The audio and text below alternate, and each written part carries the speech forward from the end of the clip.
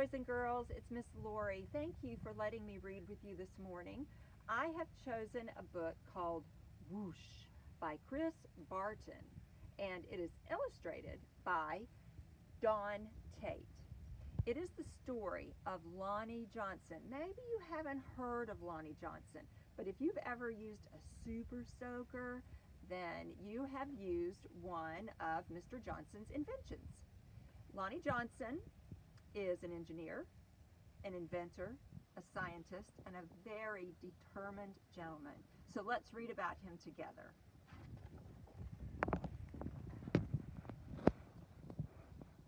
Every day brought a challenge for young Lonnie Johnson. The challenge of finding space for his stuff. 6 Johnson kids were squeezed into their parents' small house in Mobile, Alabama.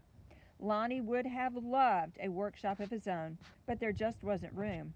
There was nowhere to keep his rocket kits.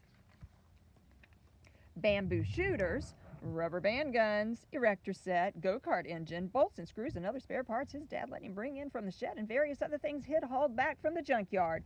Lonnie loved building and creating. Ideas for inventions just kept on flowing. He learned how to make rockets from scratch.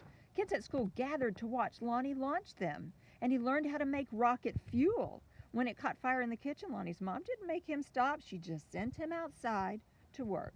She just sent him to work outside. Lonnie wanted to spend his life designing things, building things, and getting them to work. He wanted to be an engineer. However, Lonnie took an exam that said he would not make a very good one. His dream had been challenged. Lonnie was discouraged, but he knew that whoever had graded his test hadn't met Linux. Inspired by a TV show, Lonnie had built his own robot. He made it out of scrap metal and named it Linux. Compressed air cylinders and valves allowed Linux's body to turn and its arms to move. The switches came from an old, broken jukebox. Lonnie used a tape recorder to program Linux, and as a bonus, the reels looked like eyes. Lonnie wanted to enter his creation in a science fair, but he couldn't get the transmitter to work. Without it, Lonnie couldn't send commands to Linux. Science fairs came and went. Lonnie missed one and then the other until he got an idea. Now, Lonnie may or may not have asked before he borrowed his little sister's walkie-talkie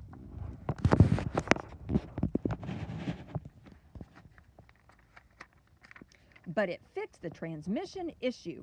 His school's team took freshly finished Linux to a 1968 science fair at the University of Alabama, where only 5 years earlier African American students hadn't even been allowed.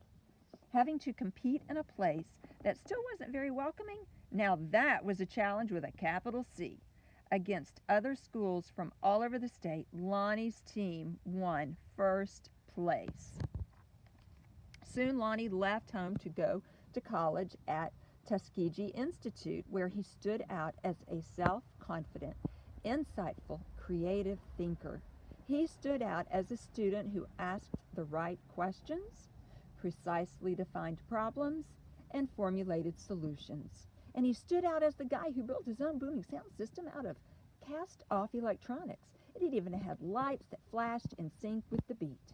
Lonnie sometimes studied right in the middle of his own parties. The extra studying paid off. He became an engineer after graduation, and that took him beyond Alabama, way beyond.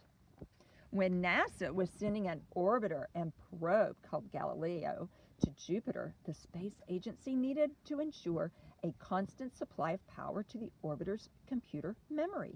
The engineer who had to figure it out was Lonnie. His challenge was to come up with a lightweight backup system able to keep essential functions going in case the main power was lost. It wasn't easy, it wasn't obvious, but Lonnie found a solution. Some at NASA's Jet Propulsion Laboratory doubted his idea would work.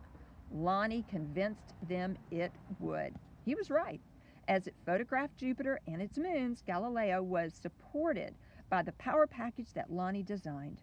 Much of what we know about Jupiter could have been at risk in a power failure if not for Lonnie.